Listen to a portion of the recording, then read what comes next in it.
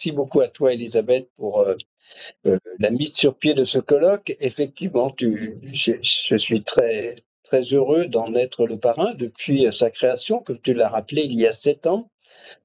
Voilà, donc je te remercie, toute l'équipe qui le met en place chaque année, dont Marie Nostrum, et puis bien sûr tous les soutiens dont tu as mentionné qu'ils sont pour beaucoup présents dans la salle. Merci beaucoup à vous tous.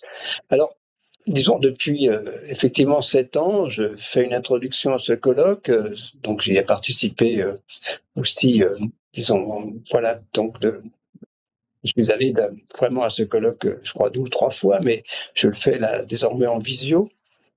Bon, j'ai l'impression, j'ai le sentiment de me répéter chaque année, euh, voilà, pour redire l'urgence climatique, mais cette année, je crois que je suis obligé de le faire avec plus de gravité.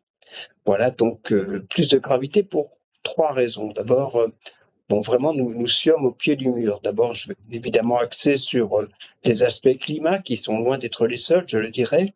Nous sommes au pied du mur et ça a été rappelé par mes collègues. Voilà, effectivement, me suis beaucoup impliqué dans le GIEC, comme tu l'as rappelé. J'ai participé à 4 de ces rapports.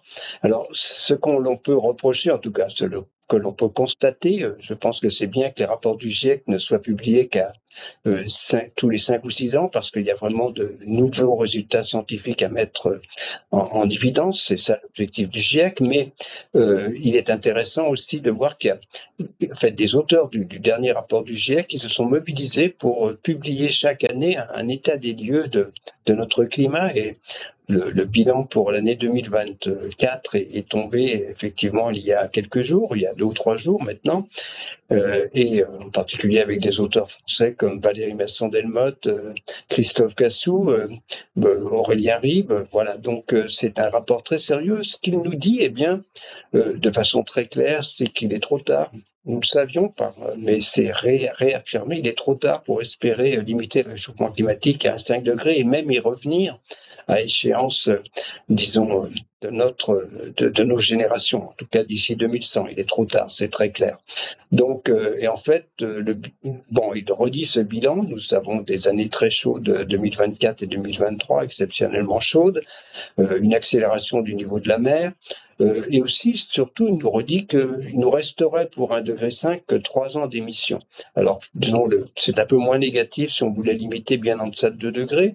Bon, il nous reste 20 ans d'émissions, mais il faut que nous bougions rapidement. C'est très clair. C'est le message, disons, il y a urgence. Nous sommes au pied du mur en matière d'évolution du climat. Alors, il y a tous les autres défis environnementaux. Voilà, des défis liés à la biodiversité, la nature qui nous entoure. Je le rappelle, le dernier rapport du GIEC nous dit que le réchauffement climatique est une menace pour notre humanité et la santé de notre planète, en fait, la nature qui nous entoure. Et bien sûr, c'est en particulier vrai pour la Méditerranée.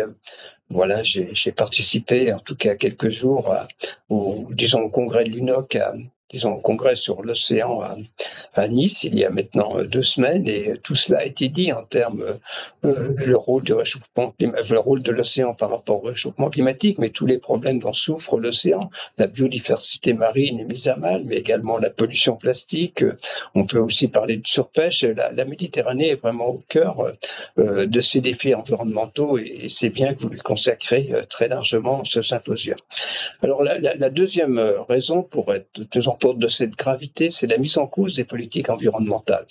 Bon, c'est vrai au niveau international, les États-Unis, évidemment, les ont remis en cause en sortant de l'accord de Paris, mais ça fait un peu tache d'huile. Je veux dire que c'est maintenant au niveau planétaire que ces politiques environnementales sont remises en cause. Par exemple, au niveau de l'OPEP, qui, de nouveau, dit que les émissions de gaz à effet de serre, leur utilisation de combustibles fossiles va continuer à augmenter au moins jusqu'à 2040. Et si c'est le cas, eh bien, nous allons probablement au-delà de 3 degrés à la fin de ce siècle, en moyenne planétaire, au-delà de 4 degrés en France. Donc, il y a une remise disons, en particulier, je dirais, sous l'impulsion maléfique de Donald Trump des États-Unis, qui, eh bien, il y a une remise en cause des politiques environnementales. Mais c'est vrai aussi au niveau européen.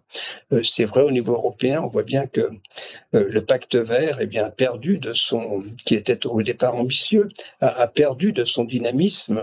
Quand on parle de mesures de simplification, eh bien, ce sont des mesures de simplification qui mettent, disons, qui font fi des engagements environnementaux. C'est très clair au niveau européen. Ça devient aussi assez clair au niveau de notre pays. Le jour même où, Valérie Masson-Delmotte me le rappelait, le jour même où cet article faisant l'état des lieux de l'évolution climatique sur notre planète était publié, les, disons, nos parlementaires à l'Assemblée nationale n'ont pas trouvé mieux que de mettre, disons, de voter un moratoire du développement de l'éolien et du solaire en France. Donc, disons, c'est quand même quelque chose d'extrêmement grave, donc qui remet en cause tout le dynamisme qui s'est créé autour du développement des énergies renouvelables et qui est très important, en particulier dans vos régions, le solaire a, disons, a un potentiel très important. Donc voilà, donc il y a cette remise qui est quand même quelque chose donc des politiques environnementales, mais j'irais bien au-delà, et là aussi, c'est une remise en cause, le troisième point de cette gravité. La troisième raison, c'est une remise en cause au-delà de la science elle-même, de l'approche scientifique. Et là, voilà, cette remise en cause, bon, elle trouve ses origines aussi du côté, de l'autre côté de l'Atlantique. Disons, Donald Trump y est pour quelque chose, mais elle est vraiment, beaucoup de personnes s'y associent, et c'est extrêmement regrettable. Ça ne touche pas que les sciences du climat, ça touche l'approche scientifique en général, disons, tous nos collègues qui travaillent dans le domaine de la santé en sont également victimes.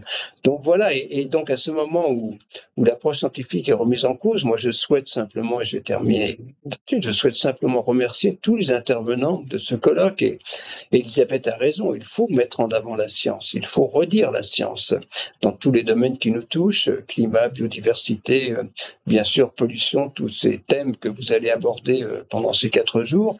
Et moi, je souhaite remercier tous les intervenants pour leur approche scientifique, et bien sûr, je sais que tous les participants seront à l'écoute de ces scientifiques. Donc, je vous remercie, Elisabeth, tous les organisateurs et aussi tous les intervenants pour dire les choses de façon claire. Alors, faire dire la science, ça ne veut pas dire qu'on ne puisse pas en discuter, au contraire, mais c'est vraiment, disons, dans cette discussion, partir de faits scientifiques, voilà, ne pas les nier dès au départ, et c'est très important que notre communauté dise les choses, et je remercie à chacune d'entre vous de le faire au cours de ces 4 jours. Merci beaucoup.